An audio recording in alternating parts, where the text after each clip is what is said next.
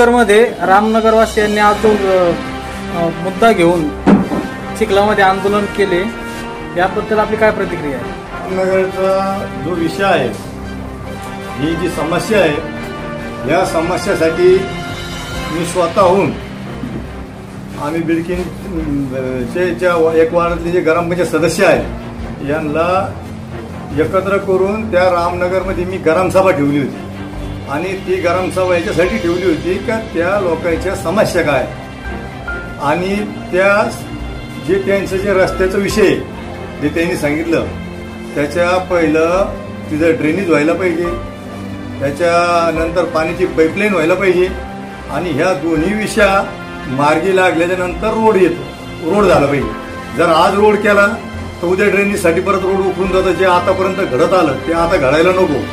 म्हणून सनी आपण जी ड्रेनेज मंजूर केली त्या ड्रेनेजच्या नंतर तिथं आपण 6 इंची पाईपलाईन मंजूर केली। आपण राजूगाव रोडना त्यांच्यासाठी एका वेळेला पाणी यावं म्हणून 8 इंची पाईपलाईन टाकली आणि तिथं ड्रेनेज पण मंजूर झाली आणि रस्ते पण मंजूर झाले, सगळे झाले। पण काय झालं, ड्रेनेज पहिले मंजूर झाली, आपलं रस्ते पहिलं मंजूर झाले आणि ड्रेनेज नंतर झाली। त्याच्यामुळं आता जे त्यांनी सांगितलं दहावे बघा अधिक चुकीचं आहे। इथं 20 लाख रुपये रामनगर एक वार्डामध्ये ड्रेनेजचा विषय हो हे याच्यावाले टेंडरला पडले कालच हा। आणि हा जो अल्पसंख्याकांचा जो निधी होता हे टोटल तालुक्यामध्ये एकाच वेळेस त्याची परवानगी गेली होती, त्यामुळं त्याचे सगळे ग्रामपंचायत जोपर्यंत डॉक्युमेंट देणार नाही तोपर्यंत त्याचीवाली वर्क ऑर्डर होत नाही। त्याच्यामुळे तो विषय थांबला होता। आता जवळपास तो पण मार्गी लागला, रामनगरचा विषय ड्रेनेजचा तो पण मार्गी लागला आणि ड्रेनेजच्या नंतर त्यांचे सगळे रोड पण होणार आहे। आपण ड्रेनेज झाल्यानंतर पहिलं पाईपलाईन करणार आहे, ड्रेनेज पाईपलाईन झाल्यानंतर आपण रोड करणार आहे आणि हे सगळे विषय मार्गी लागलेले। याचे हवे इस्टिमेट आहे, रोडचे इस्टिमेट आहे, हवा हे ड्रेनेजचे फर्मा आहे आणि पाणी पुरवठ्याचे पाईपलाईनचे सुद्धा इस्टिमेट आहे याच्यामध्ये हवी हे बघ हे।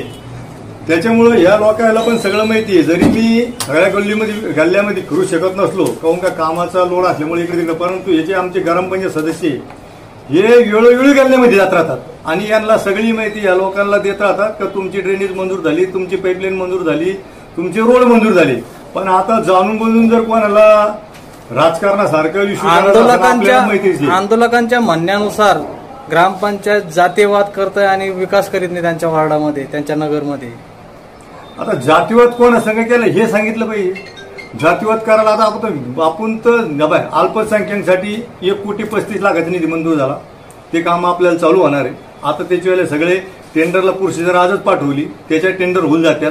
दलित वस्तीचा निधी आजच्या कंडिशन मध्ये मला वाटतं 70 लाख लोक मंजूर झालेला आहे, त्याचे पण काही कामं चालू आहे आणि काही होऊन जातील। हा तर नुसतं 15 इतरिक्त निधी येऊ, तांडा वस्तीचा 55 लाख रुपयाचा निधी कामं पूर्ण झाले हो आणि आता परत 40 लाख रुपयाचा निधी परत मंजूर झाला तांडा वस्ती रोडसाठी आणि 15 आयोगाचे काम जे करतो ते आपण आलं की आता तांडा वस्तीचा निधी मंजूर झाला, तांड्याला न्याय मिळाला, दलित वस्तीचा निधी झाला त्यांना न्याय मिळाला, अल्पसंख्याकला 1,35,00,000 रुपये निधी मिळाला त्यांना न्याय मिळाला।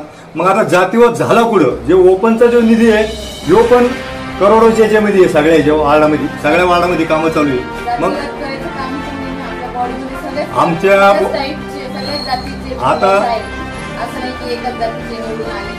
आता जो विषय या बॉडीमधले जे सदस्य बॉडीतले ते जर सदस्याला माहिती कामं कुठं होते कुठं नव्हते, त्यांना कळतं जातीवाद होतो का कसे कामं होते कसे नाही। आता लोक राजकारण करण्यासाठी काही आज जो स्टंटबाजी केली समजा ही चुकीची आहे, काहून की या संदीप असेल किंवा कोणी असेल त्यांना मी पण सांगितले तुमचे कामं पुरे मंजूर झाले, या लोकांना त्याला सांगितले वेळोवेळी आम्ही काम मंजूर झाले। मग आता काहीतरी करतच असलं तर मग या लोकांनी त्याला दाखवून दिले इस्टिमेट हे परमा हे सगळं।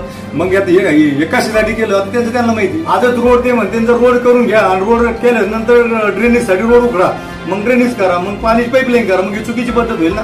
अगोदर ड्रेनेज होईल, पाईपलाईन होईल आणि त्याच्यानंतर रोड होतील आणि हे काम आता लवकरात लवकर चालू होणार आहे। ड्रेनेजचं काम आपण 8-4 रोज तिला उद्घाटन करून चालू करू, त्याच्यानंतर पाण्याची पाईपलाईन पण करणार आहे मोठ्या आणि त्याच्यानंतर रोड होतील। रोड आजच नाही होणार।